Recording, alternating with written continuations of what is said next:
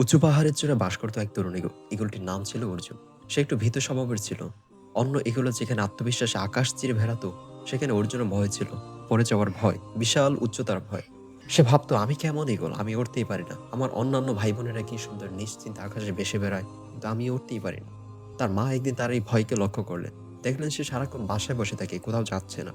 পরদিন সকালে তার মা তাকে ডেকে পাহাড়ের একদম কিনারায় নিয়ে গেলেন, যেখান থেকে হাজার হাজার ফিট নিচে খাদ। পরে গেলে নিশ্চিত মারা যাবে। সে আসলে বুঝতে পারল যে তাকে কেন ডাকা হয়েছে। সে পিছপা হতে হতে বলল, না মা, আমি পারবো না, আমাকে দিয়ে হবে না। তার মা একটু মৃদু হাসলেন, বললেন, নিচে তাকাও বাচ্চা, কি দেখছো? সে বলল, দেখছি মৃত্যু, পরে গেলে আমি নিশ্চিত মারা যাব। তার মা আরেকটু হাসলেন, বললেন, উপরে তাকাও বাচ্চা, কি দেখছো? সে বলল, দেখছি আকাশ অসীম আর মুক্ত। তার মা বললেন, প্রতিটা ঈগলকে এই মুহূর্তে মুখোমুখি হতে হয় অর্জুন।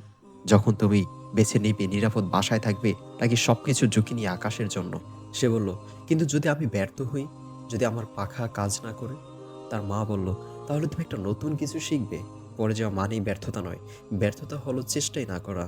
অর্জুন চোখ বন্ধ করলো, মনে করতে লাগলো সেই সব রাতের কথা, যখন সে ওড়ার স্বপ্ন দেখত, মেঘ ছোঁয়ার স্বপ্ন দেখত, সত্যিকারের মুক্ত হওয়ার স্বপ্ন দেখত। সে তার মাকে জিজ্ঞেস করলো, তুমি কি আমার সাথে থাকবে মা? তার মা দৃঢ়ভাবে উত্তর দিল, না, এই যাত্রা তোমাকে একাই যেতে হবে। মনে রেখো, এই আকাশে একদিন আমিও উড়েছি, তোমার বাবাও উড়েছে, তোমার আগের প্রত্যেকটা ঈগলও উড়েছে। এখন তোমার পালা। আকাশ নির্ভীকদের জন্য নয় অর্জুন, আকাশ তার জন্য যে ভয় পেয়েও ওড়ার চেষ্টা করে। অর্জুন গভীর শ্বাস নিল, তারপর ছিটকে পড়ল। ভয়ঙ্কর এক সেকেন্ডের জন্য সে যেন পড়তে লাগলো সোজা নিচে। কিন্তু তারপর তার সাথে ঘটে গেল অলৌকিক কিছু। সে দেখলো তার পাখা খুলে গেল। সে মনে করিয়ে দেওয়ার আগেই খুলে গেল, কেননা সেগুলো খোলার জন্যই তৈরি হয়েছে, সেগুলো ওড়ার জন্যই তৈরি হয়েছে। যে বাতাসকে সে শত্রু মনে করেছিল, সে বাতাস এখন তাকে উড়িয়ে নিয়ে গেল আরো উপরে। যে ভয় তাকে অবশ করে রেখেছিল, সে ভয় এখন পরিণত হলো আনন্দে। অর্জুন উড়ে গেল পাহাড়ের উপর দিয়ে, মেঘের উপর দিয়ে, সোনালী সূর্যালোকের মধ্যে। নিচে দাঁড়িয়ে তার মা দেখছিলেন, নিজের চোখ বেঁচে করবে, আর বলল, ওর আমার ছেলে, তুমি এর জন্যই জন্মেছ, তুমি ঘরে বসে থাকার জন্য জন্মাওনি।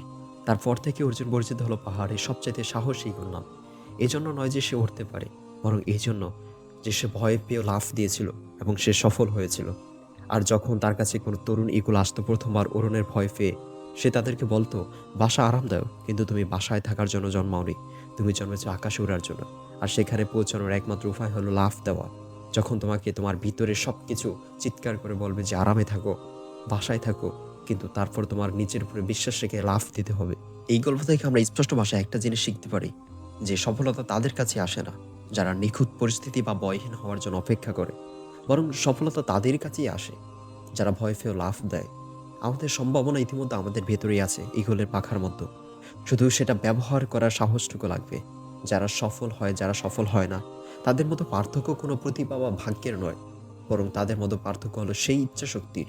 যখন সময় আসে, তখন ভয় পেয়েও লাফ দেওয়ার, এটা বিশ্বাস রেখে যে আমি নিচে পড়তে পড়তেই উঠতে শিখবো।